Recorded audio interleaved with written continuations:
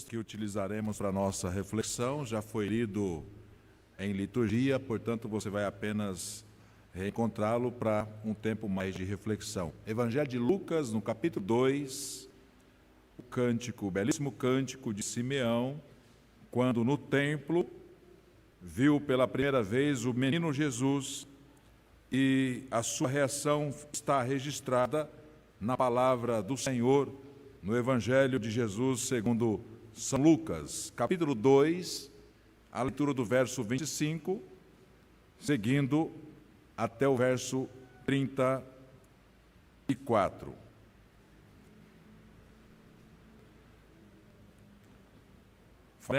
Farei a leitura do texto de Lucas 2, 25 a 34, e depois vou pedir para que você também vá ao vizinho da esquerda, Mateus, no capítulo 6, versos 22 e 23. Você encontrou Lucas? Amém? Verso 25. Havia em Jerusalém um homem chamado Simeão, homem este justo e piedoso que esperava a consolação de Israel, e o Espírito Santo estava sobre ele. Revelara-lhe o Espírito Santo que não passaria pela morte antes de ver o Cristo do Senhor. Movido pelo Espírito, foi ao templo, e quando os pais trouxeram o menino Jesus para fazerem com ele o que a lei ordenava, Simeão o tomou nos braços e louvou a Deus, dizendo assim: agora, Senhor, podes despedir-me em paz o teu servo, segundo a tua palavra, porque os meus olhos já viram a tua salvação, a qual preparaste diante de todos os povos, luz para a revelação aos gentios e glória para o teu povo de Israel. E estavam o pai e a mãe do menino admirados do que dele se dizia. Simeão os abençoou e disse a Maria, mãe do menino: eis que este menino está destinado tanto para a ruína quanto para levantamento de muitos em Israel e para ser alvo de contradição. Agora, vá lá comigo o texto anunciado, Mateus, capítulo 6, versos 22 e 23.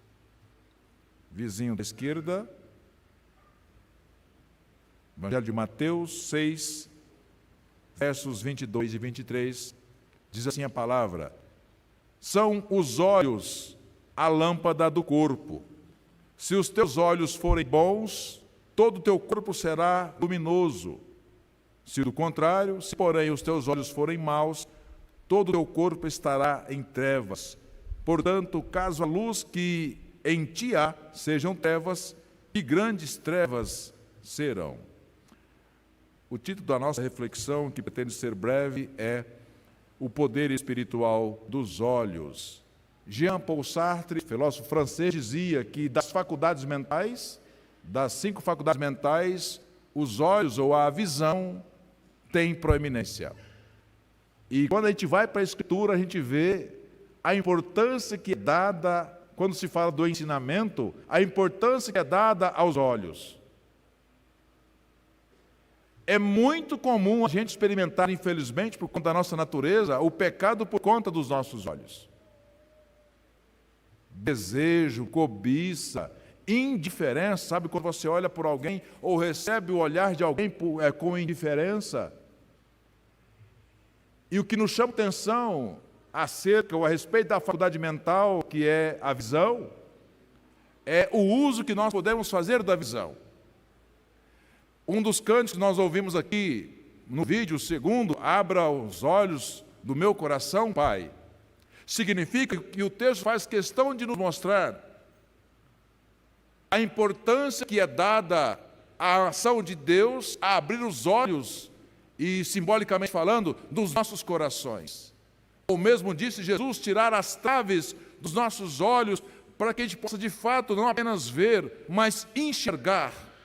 E enxergar conforme o propósito de Deus. Daí o que estou chamando de o poder espiritual dos olhos. Repare comigo no texto, se você observar, veja só, no verso 25, havia em Jerusalém um homem chamado Simeão, homem este justo, piedoso, que esperava a consolação de Israel, e o Espírito do Senhor estava sobre ele. E aí veja o verso 26, revelara-lhe o Espírito Santo que não passaria pela morte antes, olha os olhos aí, antes de ver o Cristo, o Senhor. No verso 27, olha a informação dada. Movido pelo Espírito, e a letra maiúscula, portanto, foi Deus quem está no propósito, no comando, tira Simeão, leva-o para o templo, e no momento exato aparece Maria com um bebê no colo. Eu quero que você tente imaginar essa cena no templo de Jerusalém. Maria entra no 8º dia para fazer o que todo judeu fazia na tradição, e ainda faz. No 8º dia, a criança era apresentada no templo. E também na sequência, na sequência, circuncisão, o menino. Jesus passou por todo esse ritual. Foi circuncidado, foi apresentado, mas algo especial estava reservado a esse texto, nessa cerimônia, aliás, nesse episódio, porque a mãe de Jesus, Maria, fora surpreendida. Não havia nada combinado.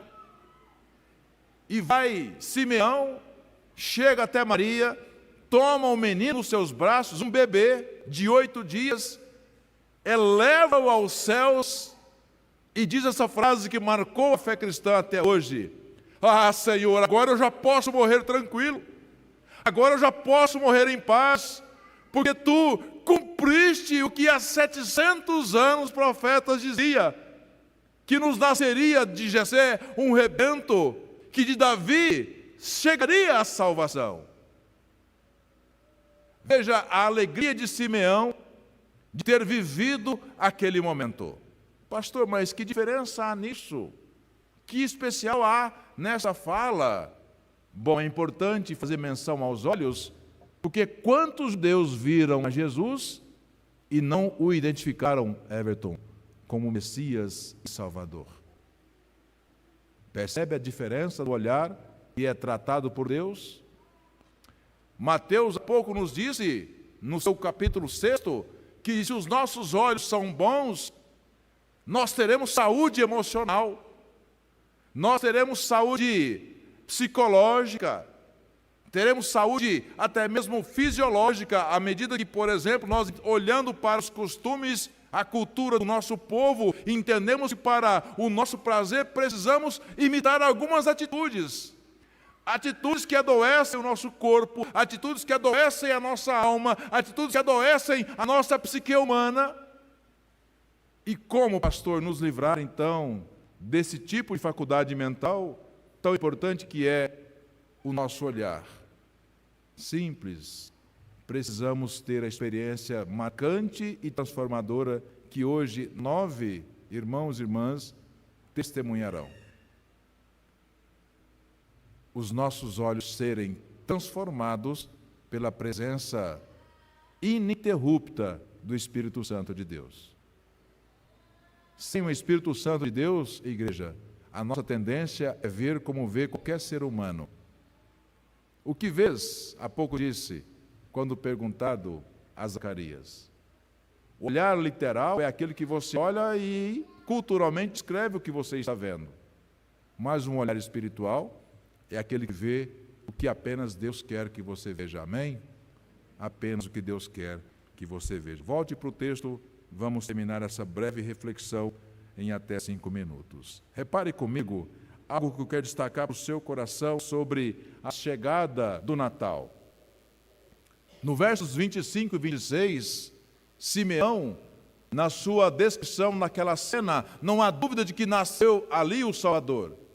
Tanto que quando ele ergue Jesus, dá graças a Deus, ele está dizendo: olha, os meus olhos viram o Cristo do Senhor. Ora, pois, por isso foi a surpresa de Maria.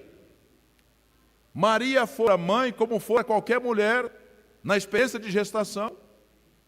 Aliás, o texto lido há pouco, Mateus 8, quando Jesus estava no templo, vou fazer uma pausa aqui para descontrair, né? Maria e José um pouco meio que desleixados no cuidado com Jesus. Imagina, numa multidão, depois de um dia inteiro que foram perceber, Everton e Érica, que Jesus não estava na comitiva do pai e da mãe, percebe? Claro que é uma forma literária de descrever algo tão especial. O que é de especial nessa cena? Jesus no templo, Priscila, ensinando doutores. Um garoto ensinando doutores. E a grande maravilha que nos anuncia o Natal, neste tempo festivo que vive a cristandade em toda a terra, é que Deus, colocando no coração de Simeão, tirando toda dúvida, ele pega o menino Jesus, ergue aos céus e vê em o menino Jesus o Cristo Salvador. Esse é olho espiritual, visão espiritual, de enxergar o que nós não somos capazes de enxergar se Cristo não nos dar, se o Espírito Santo não colocar em nosso coração. A teologia chama-se de cosmovisão cristã, ou seja, nós temos uma visão de mundo, mas quando somos transformados pela palavra, pelo poder do Espírito Santo, nós passamos a ver o mundo, a tudo, conforme o propósito de Deus. Ah, pastor, mas isso é ingenuidade? Não, é Escritura Sagrada.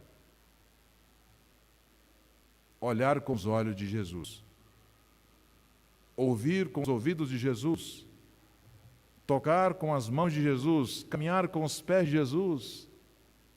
Paulo diz, ter o bom perfume de Cristo. Sabe o bom perfume? O que é meio subjetivo, porque bom é muito relativo aqui. Você pode gostar de um tipo de perfume, Guilherme, que talvez eu não goste, ou talvez a sua própria esposa não goste. E claro que em um de casamento, né? Se ela não gosta, vai por mim. É bom não repetir o uso, viu? Deixa lá, não arruma confusão, porque está muito cedo ainda e a caminhada é longa.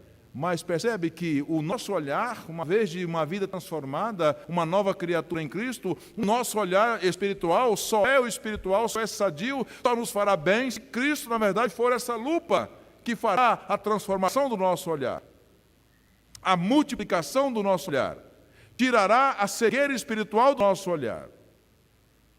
E é isso que nós vemos no Cântico de Simeão.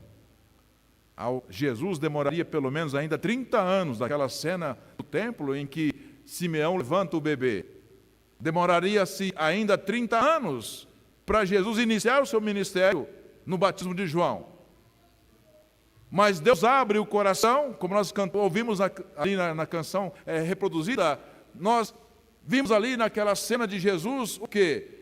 Deus que tinha, o Espírito Santo que havia aberto o coração e os olhos de Simeão, a ponto de olhar em Jesus e ver o menino Salvador. Por isso o cerimonial que nós fazemos na liturgia de hoje, porque o menino nos nasceu, um filho se nos deu. Ele é maravilhoso conselheiro, príncipe da paz, o nosso Senhor e o nosso Salvador. Amém? Um segundo e último momento desse texto, vá lá para os versos 31 a 34. Aliás, 30. Porque os meus olhos já viram a tua salvação, ainda do menino bebê, a qual preparaste diante de todos os povos, luz para a revelação. Aí, algo importante, ao gentio significa que não é apenas judeu a que estava reservada a salvação. Gentil é a expressão dita para todo que não é judeu, a ponto de Paulo dizer que a igreja é o novo Israel de Deus. Então havia um propósito na chegada de Jesus.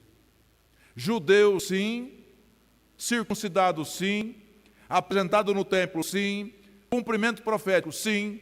Mas também, quando o mesmo Jesus, a caminho de Damasco, chamara o apóstolo Paulo, até então Saulo, chamou para esse propósito. A mensagem da salvação não ficará restrita em Jerusalém. Ela há de ser anunciada em todos os confins da terra. E o Espírito Santo habilitou a Saulo a sair de Jerusalém, como Paulo, transformado numa nova criatura, e por isso Paulo, empoderado pelo Espírito Santo, sai de Jerusalém, por isso o Evangelho chegou até nós, inclusive aqui na Avenida da Saudade 536. Amém? É assim que foi o propósito de Deus. Então o que ele diz, a mensagem de salvação que foi preparada, incluindo também os gentios e também para a glória de Israel. 33. Estava o pai e a mãe do menino admirados do que ele dizia, ou seja, surpreendidos. Simeão os abençoou e disse a Maria, mãe do menino, olha só, eis que este menino está destinado tanto para a ruína, quanto para o levantamento de muitos em Israel e para ser alvo de contradição. E paro aqui. Por que ruína? Igreja, porque a despeito da beleza da salvação, da experiência que eu e você temos com a salvação, há pessoas da nossa própria família de sangue que veem, que convivem, enxergam os grandes feitos do Senhor na minha vida, na sua vida, e não são capazes de ter a Jesus como seu Salvador. Como que na ideia de que, enquanto Deus não tira as traves dos olhos, do coração e dos ouvidos, por melhor e mais incisivo que seja o seu testemunho de fé na sua família, não é você quem convencerá a quem você tanto ama da salvação em Jesus. Percebe o poder do olhar espiritual que só o Espírito Santo pode dar? Por isso a palavra aqui aparece ruína, ruína de muitos que morrem sem Jesus, morrem sem ter experimentado a graça regeneradora de uma vida abençoada, uma vida com Deus e, sobretudo, uma vida eterna, como diz a mensagem central do Evangelho. E por que de contradição? Porque muitos que se dizem cristãos, crentes, novas criaturas, muitas vezes não passam de, como dito pelo próprio Jesus, lobos em peles de cordeiro. Contradição. Por que contradição? Dizem que são uma nova criatura, mas eventualmente são fraglados em uma vida que não representa a nada os princípios da fé em Jesus. Por isso, igreja, irmãos e irmãs, que Deus nos abençoe, que esse tempo de Natal ilumine o nosso coração, reanime a nossa fé e aumente a nossa esperança. Sim, 2024 vem aí. O quanto antes você entender a mensagem profética, buscai o Senhor enquanto se pode achar, melhor será para você. Que Deus assim nos abençoe a todos, em nome de Jesus.